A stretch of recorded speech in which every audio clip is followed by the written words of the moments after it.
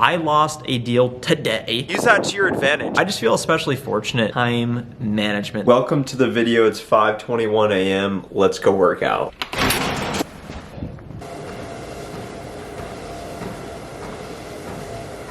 In this session, we'll be sitting for 20 minutes.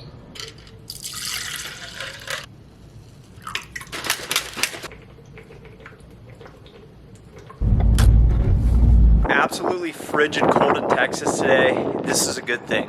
Other people are gonna take their foot off the gas. They're gonna say, the weather's so bad today, I'm not gonna work as hard. Use that to your advantage. Something else I'm thinking about going into today. White space is the enemy. You want to stay busy throughout the day. You want to minimize breaks, and you want to put in as much volume and activity as possible so that you can generate more pipeline, have more initial meetings, appointments, run more demos, and then hopefully close more revenue. And that's my focus going into today. The day absolutely got away from me, guys. It's about 6:16 p.m. Before I leave the office, I want to talk to you about what they don't teach you in account executive school. But first, I'm sure you've seen in the news that the US has imposed sanctions on Russia for Putin invading Ukraine, essentially sending troops in. The reason that this matters is that we are so fortunate to be in America right now. The majority of you who are watching, think about this. So Ukraine has declared a state of emergency. They have over 3 million citizens living in Russia and have asked them to leave the country. Russia has supposedly launched cyber attacks on Ukrainian government websites. So imagine being a person in their 20s trying to make it, and all of a sudden your country's getting invaded and you have so much uncertainty about your future and your present situation from a safety standpoint. It's mind-boggling to me and crazy that there's geopolitical battles going on that we can't even imagine. And we're so lucky to be in America, for those of you who happen to be in America along with myself. So I just feel especially fortunate to be in a country where largest economy in the world by GDP, the state of California would be the 5th largest economy in the world, which is insane.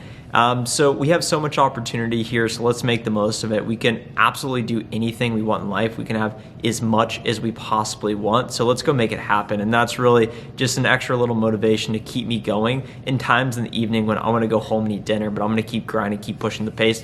Hit the like button now to support the channel and subscribe now for more videos. So look, what they don't teach you in account executive school, first and foremost, is pricing.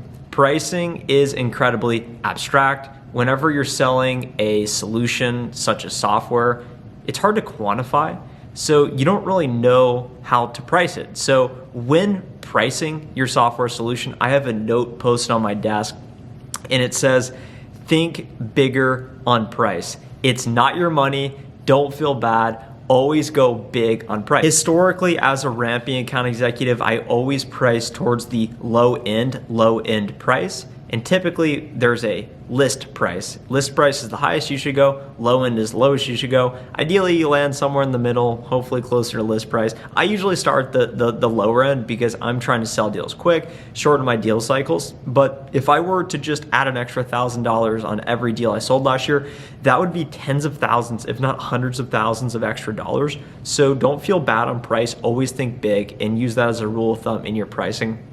Point number 2, what they don't teach you in account executive school, which is executive alignment. This is one of my biggest areas of opportunity that I'm focused on improving this year. So get this, here's the situation. I lost a deal today. This morning, I was told by my customer, they set up the call out of courtesy and they said, Trent, we've gone with your competitor. And I say, but why? Why'd you do that? I thought we had such a good thing here. And they said, look, our boss, the executive who is the decision maker, felt more comfortable with the other solution. And I said, well, what about the other solution did she feel more comfortable about? And essentially it came down to she had used it at a previous company. So from a political angle, tough to overcome. There's not really a whole lot you can do there. But where I failed was that I never actually spoke with the executive once. I listened to my 2 pseudo-champion actual cheerleaders tell me, yeah, you're the only vendor we're evaluating. It's so good. It's all buttoned up. It's the right price. And I thought in my head, okay, we're good to go. We're buttoned up. Where I failed here, and the reason I've lost so many deals over this past year, one of the main reasons why, is lack of executive alignment. You're speaking with a director, a program manager, someone that was told, hey, go work on this program, go figure it out. You speak with them, they care about the actual technical details, feature selling. Meanwhile, the executive's looking at it head above the trees, 30,000 macro view, and they're saying, what does this mean for our business? And if you have not aligned with that executive on what it actually means, you're gonna lose more deals than you win in those given set of circumstances, which is a lot of the deals I work.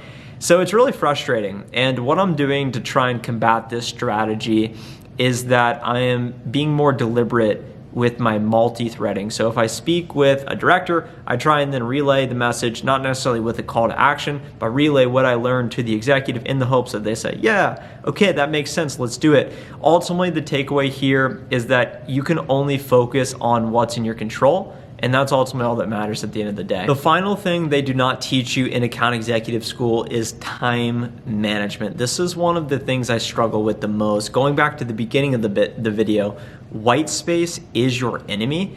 And I find myself some days feeling like I don't necessarily have any movement or traction, which is why it's so important to predefine what a successful day looks like. I follow a pipeline operating rhythm, and I really haven't been hitting my numbers recently, and I don't know why. I feel like I'm getting distracted on replying to customers, putting together proposals, but I think I'm just finding excuses. I don't know why I'm having a tough time with the volume and activity right now. I don't know if I'm alone on this, but when I look at my time, it's pipeline generation, pipeline health, which is working deals, which is ultimately what's consuming a lot of my time, and then self-development, which we talked about yesterday, becoming a learning machine.